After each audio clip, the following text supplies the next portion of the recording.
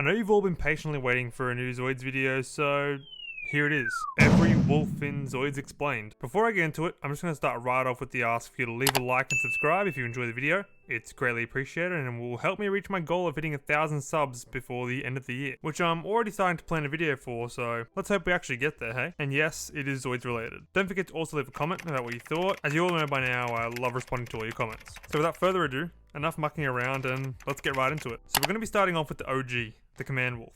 Its registration number is RZ-009, weighs 45 tons, is 7.9 meters tall, and 14.7 meters long. Its top speed is 210 kilometers per hour, and is one of the most recognizable Zoids in the series, being seen in multiples in every Zoids anime prior to the Wild series. The two most recognizable being Irvine's from Chaotic Century and Brad's from New Century. The first time we see a Command Wolf is in episode 1 of Chaotic Century, when we see the two yellow Command Wolves who Van takes down in his shield liger. A few episodes later, we meet Irvine and his custom Command Wolf. The power reinforced Command Wolf was the only other unique one we saw in Chaotic Century, as the rest was standard white Republican units. This includes the one Van's father, Dan, piloted. The next time we see a Command Wolf is in episode 1 of New Century, which is Brad's Zoid for a majority of the series, until it gets destroyed in episode 20, which is honestly one of the most badass episodes in New Century. In Fuses, Helmet pilots a Command Wolf that's initially blue, yet permanently changed color to white after fusing with Sigma's Leo Striker. Out of all the main characters, Command Wolves we've talked about so far, Helmets is the only one that actually survived until the end of the series. Guess fusing really helped. The last time we see a Command Wolf in the anime is in a minor role in Zoid's Genesis. Within the manga,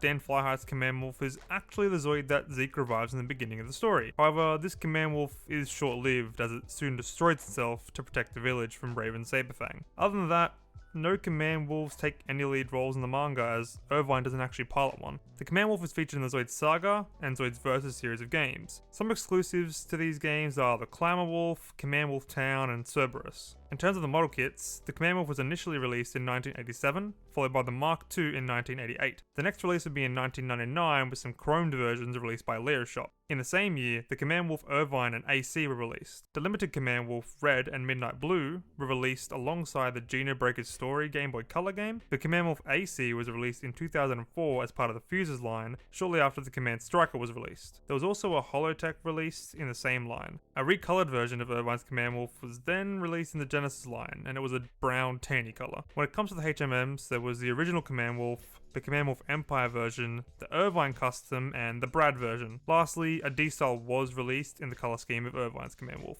Now before you say anything, this next one isn't a wolf.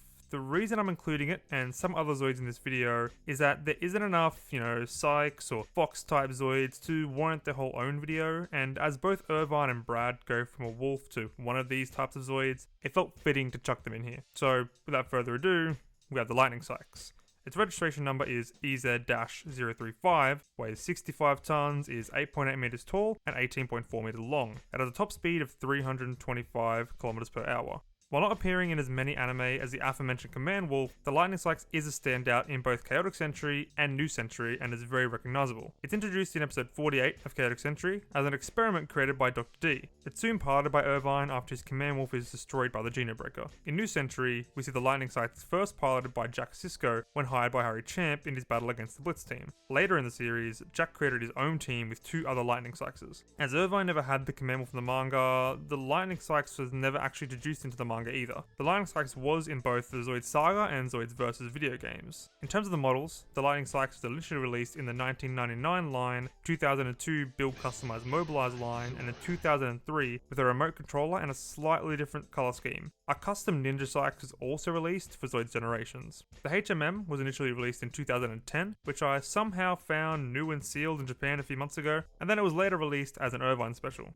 The Shadow Fox's registration number is RZ-046. It weighs 52 tons, is 8 meters tall, 17.3 meters long, and has a top speed of 290 kilometers per hour. Not gonna lie, the Shadow Fox also low-key reminded me of the main man from Dragon Booster, if anyone even remembers that show. The first time we see the Shadow Fox is in episode 20 of New Century, where Brad essentially steals it from Dr. Leon after being captured by him, then pretending to join him, only to double-cross him and keep the fox. Honestly, the episode's great, and it was good to see Brad in the spotlight a little bit more. We'll see a Shadow Fox in Fuses piloted by Marvis, and in Genesis as some background Zoids. If I could advocate for you to watch any episode of New Century to get you into Zoids, it would be that episode 20, with the Shadow Fox.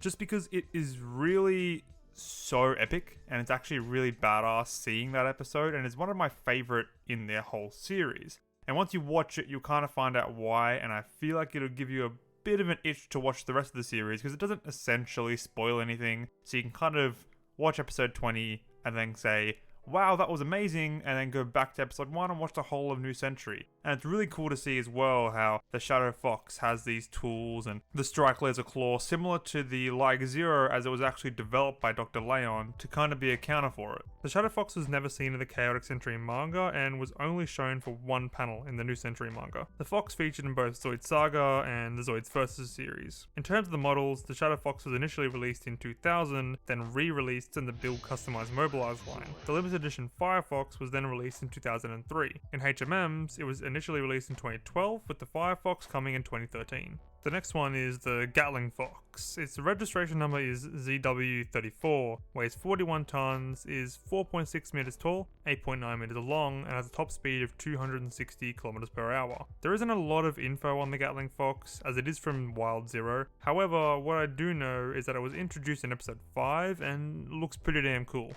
Next, we have the Konig Wolf. Its registration number is RZ-053. It weighs 90.5 tons, is 8.64 meters tall, 21.24 meters long, and has a top speed of 290 kilometers per hour. Fun fact, in the battle story, the Konig Wolf was originally created as a counter to the Like Zero and for some time was piloted by Rob Herman. We first see the Konig Wolf piloted by Amy in Zoids Fuses. Although she's not really a great pilot and kinda makes the Zoid look bad, it gets some better representation in Genesis when piloted by Darnbull, who's an ex-tournament champion. The Konig Wolf takes a bit of a bigger role in the Zoids Galaxy Quest manga, being piloted by the protagonist, Kugo, as well as being piloted by the protagonist of the Zoids webcomic, Bucks.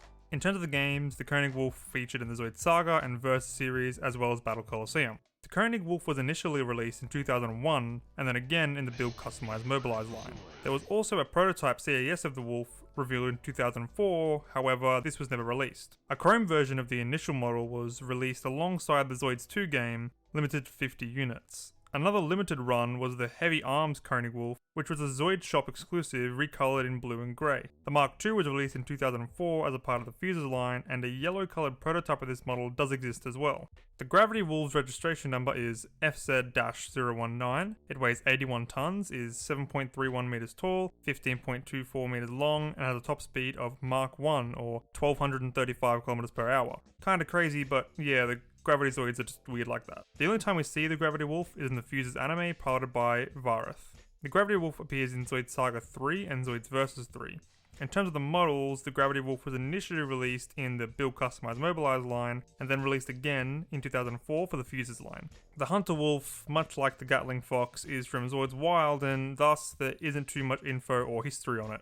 What I can tell you is its registration number is ZW16. It weighs 41 tons, is 4.4 meters tall, 8.9 meters long, and has a top speed of 270 kilometers per hour. The Hunter Wolf features in the Zoids Wild anime piloted by Salt. It has two model kits, one being the original, and another red version limited to 100 units.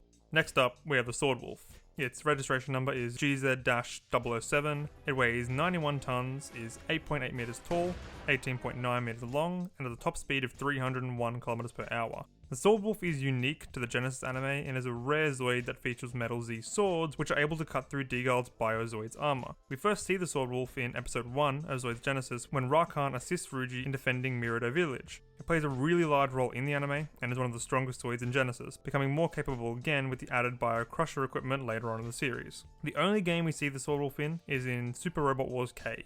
In terms of the models, the Sword Wolf only had one release, that being in 2005. The Whitz Wolf's registration number is RZ-073. It weighs 87 tons, is 8.8 meters tall, 18.9 meters long, and a top speed of 305 kilometers per hour. It's a pretty awesome Zoid that the Sword Wolf was based off. It doesn't feature in any media outside of a Tommy promo video, as well as the Zoids Versus and Saga games. So, a majority of its lore comes from the battle story. It's a fuser, which merges with the Scavenger to create the Whitz Tiger, as the Whitz Tiger was unable to be constructed into a single Zoid. In terms of the models, the Whitz Wolf was released in 2004, with a red version also released as a contest prize. There was also an orange colorway released as an inclusion of the Whitz Tiger Imitate. So that's it. Every wolf in Zoids explained, with a few bonus ones in there for you.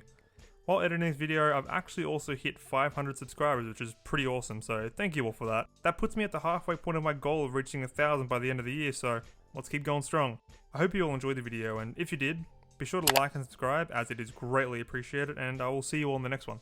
Peace.